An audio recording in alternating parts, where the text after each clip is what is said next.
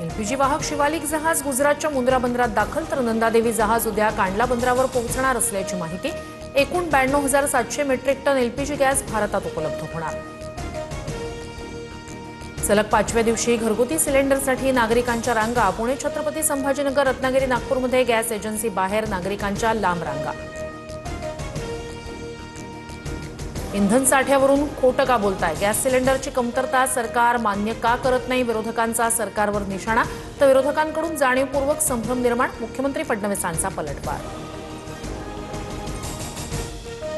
पश्चिम बंगाल आणि केरळ विधानसभेसाठी भाजपकडून पहिली यादी जाहीर। पश्चिम बंगालमध्ये 144 उमेदवारांची घोषणा। शुभेंदू अधिकारी भवानीपूरमधून ममता बॅनर्जींविरोधात रिंगणात, तर केरळमधील यादीत 47 उमेदवारांचा समावेश। जागतिक युद्धाच्या तणावात सोन्या चांदीच्या दरात पडझड। सोनं 1000 रुपयांनी स्वस्त, तर चांदीत तब्बल 4000ची घसरण। जीएसटीसह सोनं 1,61,000वर, तर चांदी 2,63,000वर स्थिर। नाशिकमधील म्हाडा घोटाळा प्रकरणी पहिली अटक। आरोपी सोनू मनवालीला पोलिसांनी ठोकल्या बेड्या। नाशिक महापालिकेत भूसंपादन आणि नगररचनामधील प्लॅन मंजूर करण्यात सोनू मनमानीचा हातखंडा। पावसाचं सावट। राज्यात 7 जिल्ह्यांना येलो अलर्ट। पश्चिम महाराष्ट्र, मराठवाडा आणि विदर्भात वादळी पावसाचा इशारा।